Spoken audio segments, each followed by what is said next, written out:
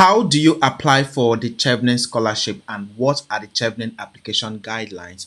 Now, I would break down the four key criteria you will be asked about in your Chevening application. During your application process, you'll be writing essays around your leadership and influence, your networking, essays about you studying in the UK and career planning post study. Now, these essays, the aim of these essays are just to show the qualities that you have and how you will be able to implement on what you study after you're done with your program in the UK.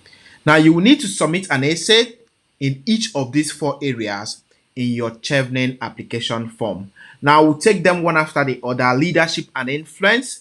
In your application, Chevening is looking for individuals who will be future leaders or influencers in your home countries. To excel in your application, you need to focus on demonstrating your influence. You have to describe how you have gained and maintained influence in your past roles.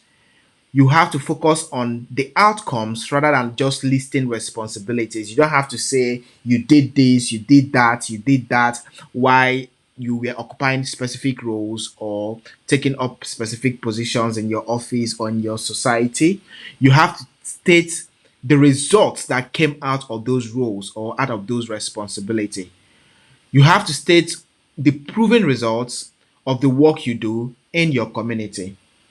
I would always advise people to use recent examples to highlight their professional experiences that showcase their leadership skills. Use leadership examples, and I would tell you that leadership examples varies. It must not be you being the most forefront or the most exceptional leader in your country, in your organization, or that office where you work in. It might just be you supporting a vulnerable group in your community, playing a part in a group you're working in towards a positive cause, maybe in your country, in your office, or in an organization you belong to. Let me say you're a member of a Rotary Club, you're a member of the Red Cross Society, you're a member of a community group.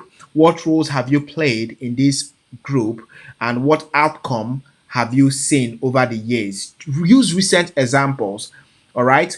Then you have to connect the dots. Link your leadership traits to your study plans and post study goals in the UK and show how you would implement all you've studied during your master's degree program in the UK in your future career goal. Lastly, you have to use the STAR approach during your application. I would always advise applicants always use the STAR approach. Use the STAR approach in writing your essays where you look at the situation, the task, the action, and the results from the actions you've taken. The situation means that you have to identify the problem or need that needs solving in your organization. What was the assignment? What was the thing that needed to be done? What was the problem that needed to be solved?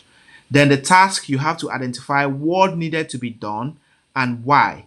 What were your responsibilities?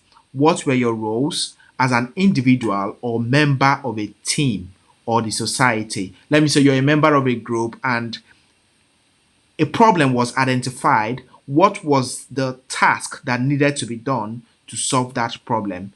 Then you also have to look at the action you took. What were the action you took to solve that problem? What was expected of you and how did you implement on it?